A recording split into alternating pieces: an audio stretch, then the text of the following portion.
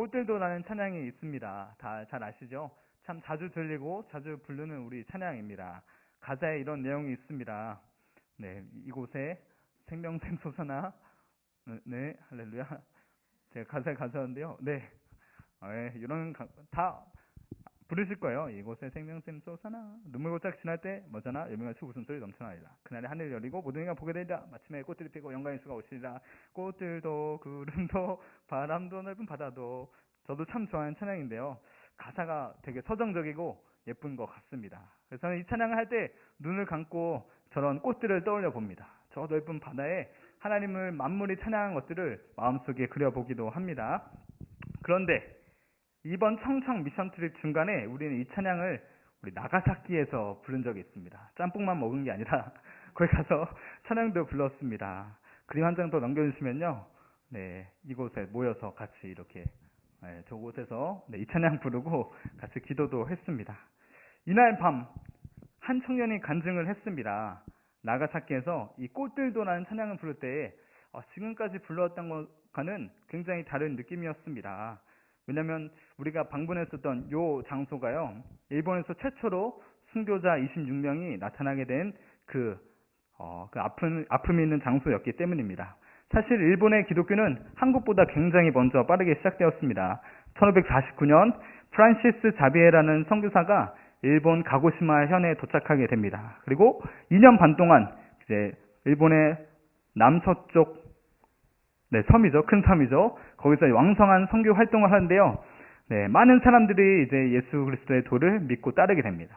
여러 가지 경제적인 원인도 있었지만 그 마을에 대빵인 다이묘들이 예수님을 먼저 믿게 되니까 그 마을 사람들이 다 같이 예수님 믿게 된 것이었습니다. 그래서 그때 이제 점차 많은 선교사들이 일본에 오게 되고, 이제 그 당시에 많았을 때는 약 15만 명의 일본 그리스도인들이 있었다고 전해지고 있습니다. 그런데 도요토미 히데요시 아시죠? 우리 부모님의 원수, 우리 임진왜란을 일으킨 장군인, 그 사람이 전국을 평정하고 이제 이 사람들이 정권을 잡으니까 기독교를 박해하기 시작했습니다.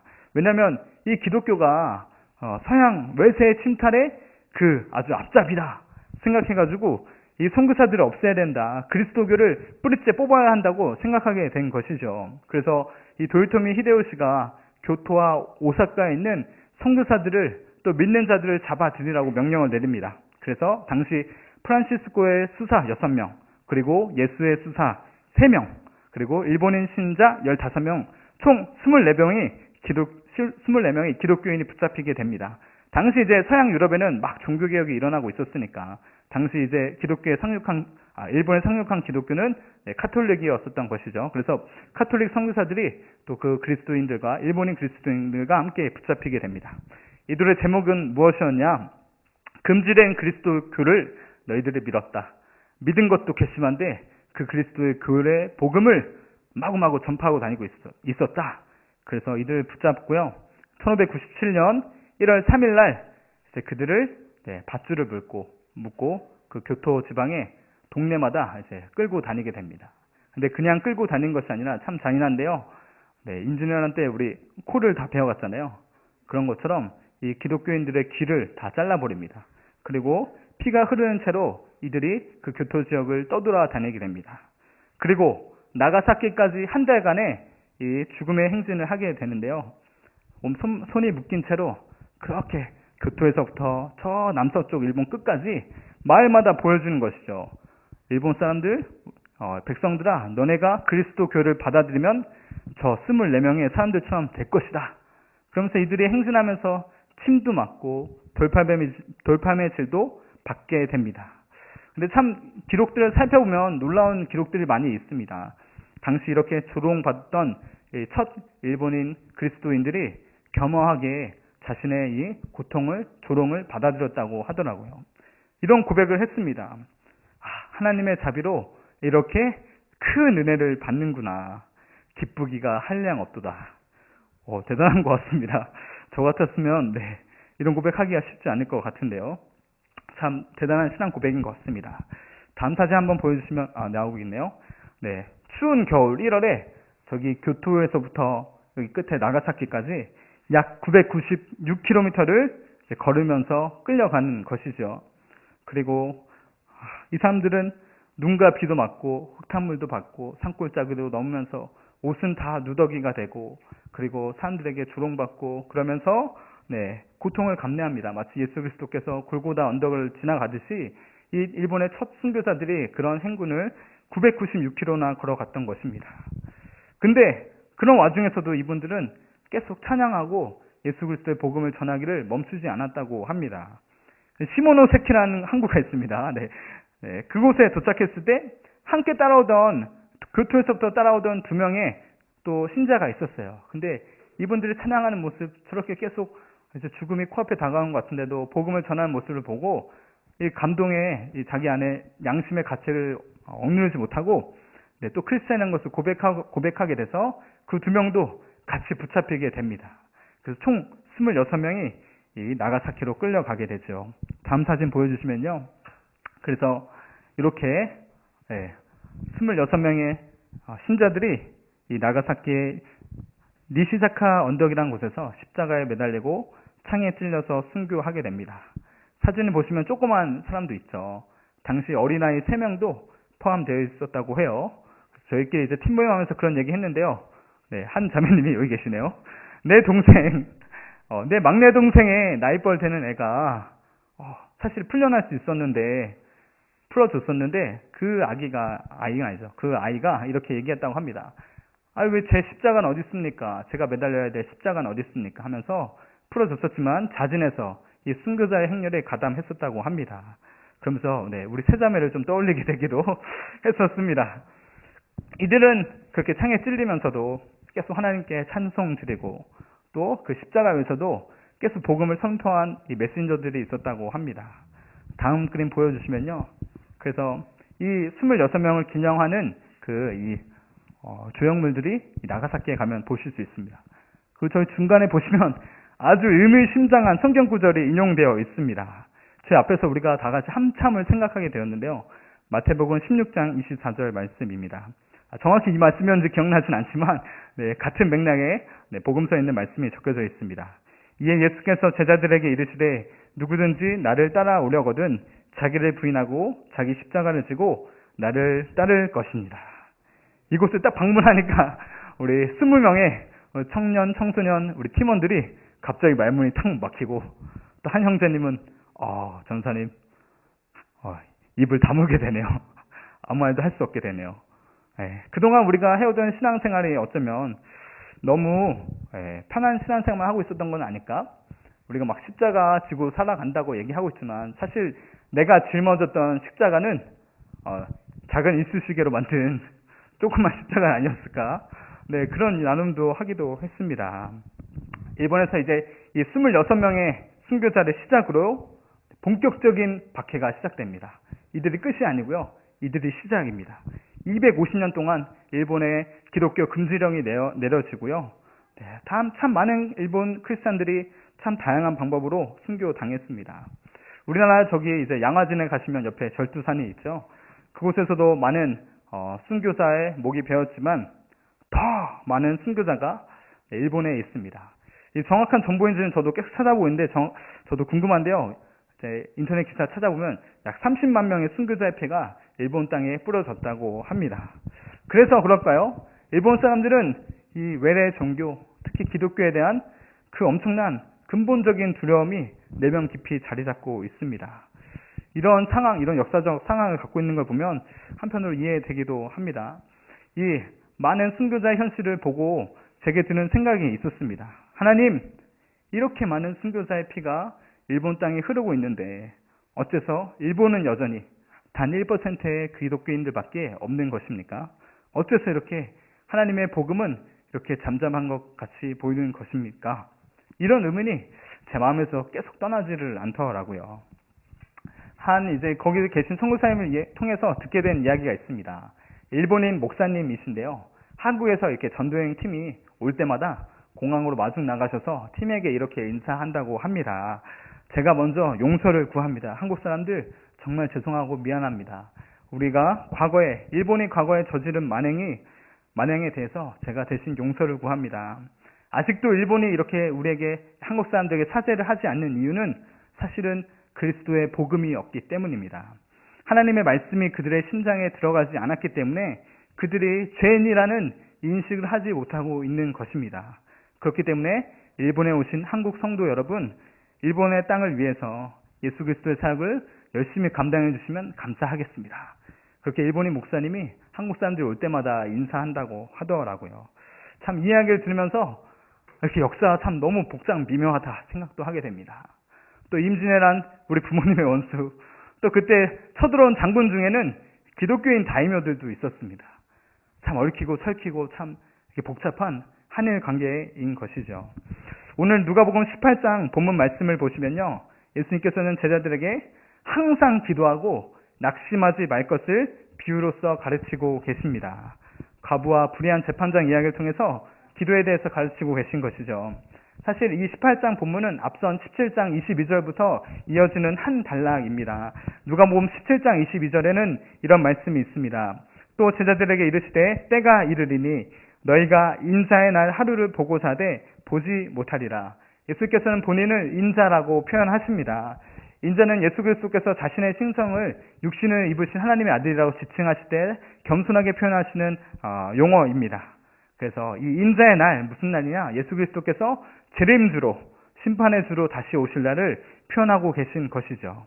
이 본문, 오늘 18장 1절에서 8절 본문도 마지막에는 인자라는 단어로 끝나고 있습니다. 18장 8절 하반절입니다. 인자가 올 때에 세상에서 믿음을 보겠느냐. 그러니까 이것이 하나님의 마지막 때를 이야기하고 있다는, 마지막 때를 기다리면서 기도해야 한다는 것을 우리에게 가르치고 계신 것이죠. 우리가 기도를 할 때, 성도들이 기도할 때 우리의 시선이 어디에 머물러 있어야 하나? 우리의 시간적인 차원을 넘어서 기도해야 한다는 것입니다. 우리의 기도의 지경이 넓혀져야 할 줄을 믿습니다. 단지 공간적인 지역도 나에게서 우리 주변 지역 이웃들 향하여 또 열방을 향하여 넓혀져야 하지만 이 시간적인 지평도 넓어져야 하는 것이죠.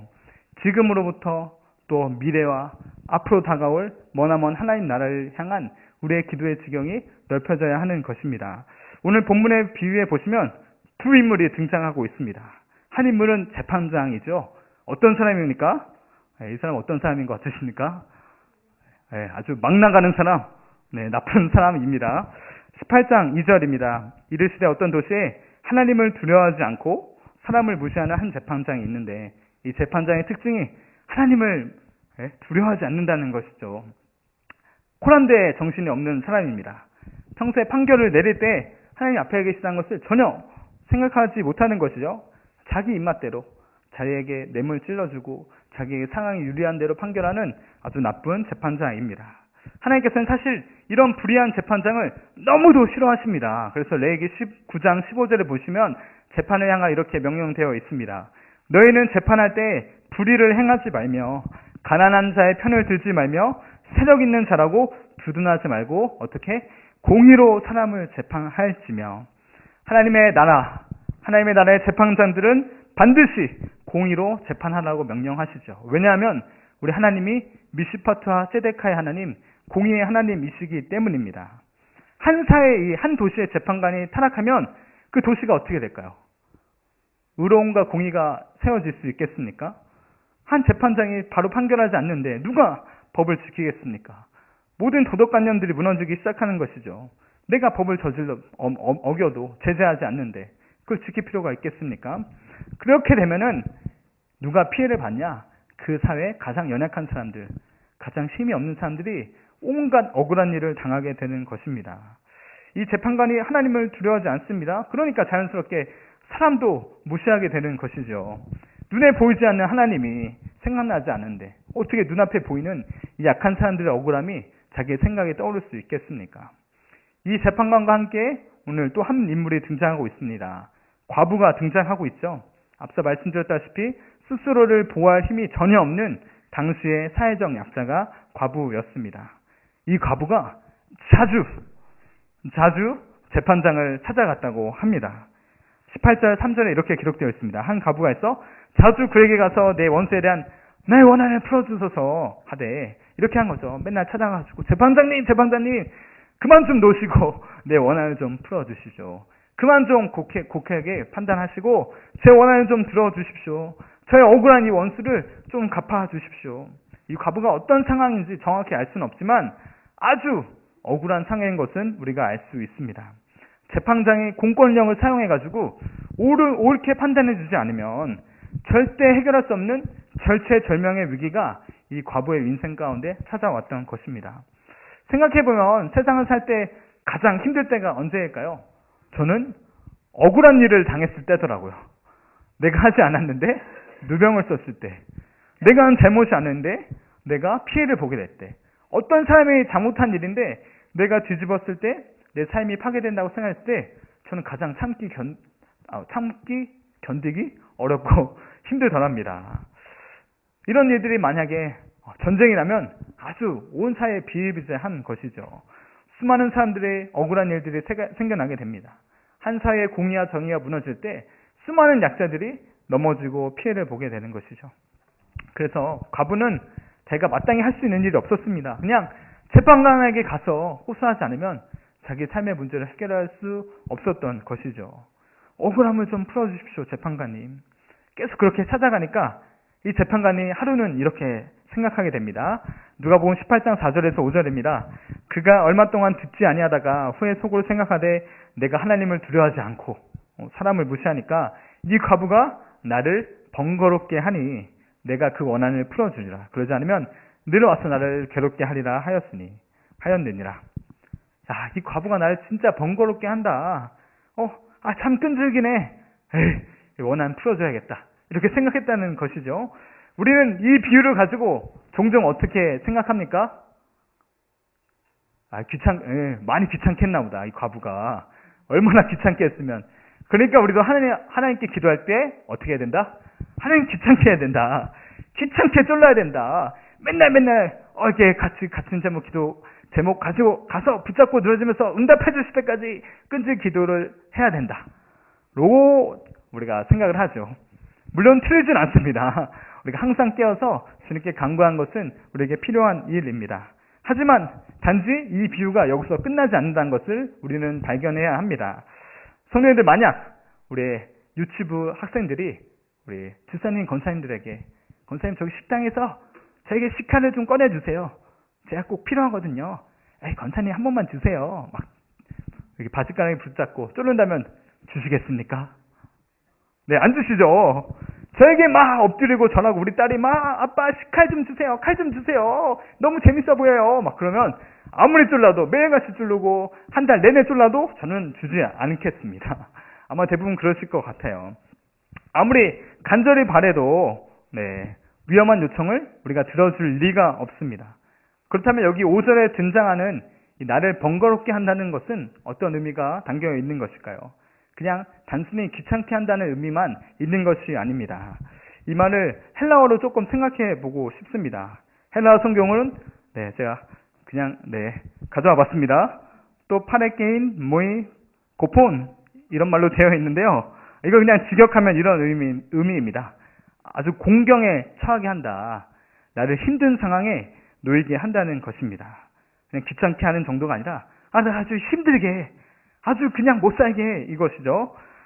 이어지는 재판관의 말이 있는데요. 그의 심정을 좀 더 풀어서 설명하고 있습니다. 18장 5절 하반절인데요.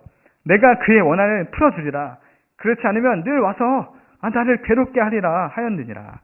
이 과부의 억울함을 풀어주지 않으면 아주 내가 더 괴로워 죽을 지경이라는 것이죠. 여기 괴롭게 하다는 단어는요, 히포피아조라는 단어를 쓰고 있습니다. 이 말을 사전을 좀 찾아봤는데요, 굉장히 재미있더라고요. 히포피아조, 헬라어 사전은, 유명한 사전을 찾아보니까 이 뜻이 무엇이냐? 눈을 검게 만들다. 이게 뭐죠? 마스카라 칠하는 건가요? 아니죠? 또 다른 뜻으로 얼굴을 가격하다라는 뜻이 있습니다. 그러니까 한국말로 표현하면 눈탱이를 밤탱이로 만들다. 이 뜻이 히포피아조, 나를 괴롭게 한다는 것이죠. 그러니까 이 과부가 이 재판장을 맨날 찾아오는 게 계속 그 재판장의 눈두덩이를 맨날 이렇게 얼굴로 때리는 것 같이 느껴진다는 것입니다. 계속 이 양심의 눈두덩이를 가격당하는 것이죠. 재판관으로서 이 과부가 찾아올 때마다 피멍이 들 수 없을 만큼, 양심이 괴로워서 견딜 수 없을 만큼 아프다는 것입니다. 왜냐하면 이 과부의 간청이 매우 정당한 것, 매우 합당한 것이었기 때문이죠. 단지 아이들이 칼 좀 주세요 하는 요청과 다른 억울함에 빠진 과부에게 응당이 이루어져야 할 재판관의 책임, 그것을 붙잡고 요청하기 때문에 재판관은 이 과부가 올 때마다 너무 아프다, 이제 못 견디겠어, 그래 너의 억울함 풀어줄게, 이렇게 판결하게 된다는 것입니다. 재판관의 양심에게 호소하는 매우 정당한 요청이었다는 것입니다. 예수님은 이 재판관이 마지못해 하는 이 말을 주의 깊게 들으라고 제자들에게 말씀하셨습니다. 그리고 이렇게 말씀하시죠. 누가복음 18장 7절 말씀입니다. 하물며 하나님께서 그 밤낮 부르짖는 택하신 자들의 원한을 풀어주시지 아니하겠느냐, 그들에게 오래 참으시겠느냐. 불의한 재판관이라도 이 과부의 정당한 요청 앞에서는 응답하게 되어 있는데, 하물며 너희의 의로우신 하나님, 당신의 자녀들을 참 사랑하시는 우리의 합당하신 의로우신 하나님은 우리의 억울함과 우리의 부르짖는 그 간구를 풀어주지 아니하시겠느냐. 그러므로 믿음으로 항상 깨어서 주께 낙심하지 말고 간구하라고 주님께서 가르치고 계신 것입니다. 사랑하는 성도님들, 혹시 너무나 억울해서 밤잠을 이루지 못하는 억울한 일이 있으십니까? 눈물 흘리면서 주께 부르짖으며 간구해 보신 적이 있으십니까? 차마 누구에게 말할 수도 없고 세상 사람 누구도 도와줄 수 없을 것 같은 그 억울한 일을 주님께 호소할 때, 주님께 기도드릴 때 주님이 절대 놓치지 않고 듣고 계신다는 사실입니다. 이런 기도 저도 2번 정도 드려봤습니다. 저의 인생의 절체절명의 위기 앞에서 보니까 저의 상황도 비슷했던 것 같아요. 왜 그렇게 억울하고 속상했냐? 저의 권위자가 좋으신 분들 맞는데 그때 당시에는 저희 권위자 그분들께서 저에게 굉장히 부당한 일을 행하셨습니다. 제가 느끼기에요. 제가 경험하기에 이건 너무도 억울한 일이다, 그런 생각을 하게 되었습니다. 그래서 제가 이 일을 차마 누구에게 말할 수 없는 거예요. 다른 사람들에게 얘기할 수도 없는 거예요. 왜냐하면 그 저의 권위자분이 또 사람들에게 오해를 받고 또 욕을 듣게 되고 또 전체적인 팀워크가 깨질 수 있으니까 제가 어디서 엄마 아빠한테도 말할 수 없고 찾아가서 말하자니 무섭고, 그러니까 제가 방에 들어와서 방석으로 제 얼굴을 감싸고 고래고래 소리를 질렀습니다. 교회 기도실에 가가지고 주여 하면서 거의 욕을 했어요. 나쁜 분인데 저는 이해가 안 됩니다. 주님 도와주세요. 주님, 이건 주님이 생각해도 이건 좀 아니지 않습니까? 막 그러면서 막 베개 치면서 기도했던 적이 딱 2번 있습니다. 저희 교회에서 있었던 일 절대 아닙니다. 제가 20대 때 그런 일이 2번 있었습니다. 그때 근데 감사하게도 그런 기도를 드리고 나면 한 며칠 지나서 한두 달 지나고 나서 하나님께서 그 상을 진짜 신기하게 역전시켜 주시더라고요. 한 번은 그 한 분이 저에게 먼저 찾아오셔서 미안하다고 용서를 구하셨습니다. 그리고 또 한 분은 저에게 오셔서 제가 갈 길에 대한 이런 도움의 길을 좀 주고 싶다 그러면서 제가 이제 수고하지 않아도 될 많은 것들을 이제 도와서 막 행해 주셨어요. 참 그런 일들을 보면서 하나님 이렇게도 기도에 응답하시는구나. 신기하네. 하나님 나의 그 억울한 호소를 진짜 듣고 계시는구나 한번 느꼈던 적이 있습니다. 우리가 드리는 기도, 아버지께 울부짖는 이 기도가 합당한 것이라면, 정당한 것이라면 우리 하나님 아버지께서는 반드시 듣고 응답해 주신다는 것이죠. 우리가 겪고 있는 원한, 그 고통의 소리를 반드시 해결해 주신다는 것입니다. 그런데 여기서 끝나면 좋을 텐데 우리가 한 가지 짚고 넘어갈 부분이 있습니다. 그것은요, 때로는 주님께서 우리의 원한을 풀어주시는 그 때가 우리가 바라고 우리가 소망하는 그 시기가 아닐 수도 있다는 것이죠. 누가복음 18장 8절의 말씀입니다. 내가 너희에게 이르노니 속히 그 원한을 풀어주리라. 그러나 인자가 올 때 세상에서 믿음을 보겠느냐 하시니라. 17장에서부터 이어지고 있는 그 인자의 때, 하나님께서 우리의 원한을 마침내 풀어주시는 때가 이 시대가 아니고 우리의 살아생전이 아니고 예수 그리스도 재림의 때, 즉 마지막 때가 될 수도 있다는 것이죠. 이 사실 앞에서 어떠십니까? 큰일 났어. 억울해. 그런 마음이 혹시 드십니까?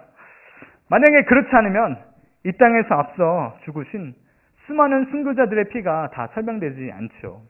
그렇지 않으면 오늘 우리가 이 땅에 살아가면서 예수 그리스도의 복음을 지키고 또 예수 그리스도의 복음을 전하면서 맞이하게 되는 수많은 억울한 일과 고통과 순환이 전혀 이해되지 않는 것입니다. 사랑하는 성도님들, 하나님께 영광을 돌리는 삶이란 무엇이겠습니까? 하나님을 영화롭게 한다는 것은 무엇이겠습니까? 그것은 바로 하나님의 말씀을 하나님 때에 온전히 이루어 드리는 것입니다. 예수님께서도 십자가에 달리시기 전날 밤 제자들과 만찬을 가지시고 자신과 또 제자들과 세상을 위해서 기도하시면서 이런 고백을 하셨습니다. 이 고백이 예수님의 대제사장적인 기도로 요한복음 17장에 기록되어 있는데요. 제가 한번 읽어보겠습니다. 17장 1절입니다. 예수께서 이 말씀을 하시고 눈을 들어 하늘을 우러러 이르시되 아버지여 때가 이르렀사오니 아들을 영화롭게 하사 아들로 아버지를 영화롭게 하게 하옵소서. 예수님께서 하나님을 영화롭게 하신다 표현하실 때는요, 헬라어로 독사조라는 단어를 사용하십니다. 독사 아니고 뱀 아니고요, 독사조라는 단어를 사용하십니다. 하나님을 영화롭게 할 때. 근데 이 단어는 항상 이 때라는 단어와 같이 짝꿍을 이뤄서 성경에 기록되어 있습니다. 이 때는 헬라어로 호라라고 하는데요. 하나님께 영광을 드리는 것과 이 하나님의 때는 아주 밀접한 연관이 있음을 예수님께서 몸소 보이셨습니다. 예수님께서 보이신 영광의 때는 무엇이었습니까? 바로 6월절에 세상의 모든 죄를 짊어지고 하나님의 어린 양으로서 십자가에 매달리신 일이죠. 예수님은 십자가에서 자신을 내어드리심으로 하나님을 영화롭게 하셨습니다. 사랑하는 영혼 오른교회 성도님들, 때로는 우리의 삶을 통해서 하나님을 영화롭게 한다는 것이 나의 방식과 나의 기대와 때론 다를 수도 있습니다. 그런데 감사한 것은 계시록 말씀에 보면은 금 대접이라는 것이 등장합니다. 장로들이 이 금 대접을 가지고 하나님의 보좌 앞으로 가져가지요. 계시록 5장 8절 말씀에 이렇게 기록되어 있습니다. 그 두루마리를 취하심에 내 생물과 24장로들이 그 어린 양 앞에 엎드려 각각 검은과 향이 가득한 이 금 대접을 가졌으니 이 향이 무엇입니까? 이 향은 성도들의 기도드리라. 아멘. 이 금 대접 안에는요, 향기로운 우리 성도들의, 저와 여러분들의 그 숱한 기도가 다 가득 담겨져 있습니다. 이 아름다운 향기가 하나님의 전 앞으로, 하나님의 보좌 앞으로 올라가는 것이죠. 이 불의한 재판장 앞에서 간청하였었던 가부의 그 호소가 하나님 앞에 올려지고 있는 것이죠. 하나님 앞에 우리가 올려드린 모든 호소의 고통의 기도가 하나님께로 상납되고 연락되고 있다는 것입니다. 이 계시록의 5장에 등장하는 이 금 대접은요, 계시록 16장에 다시 등장합니다. 그때는 이 대접이 재앙으로서 나타나죠.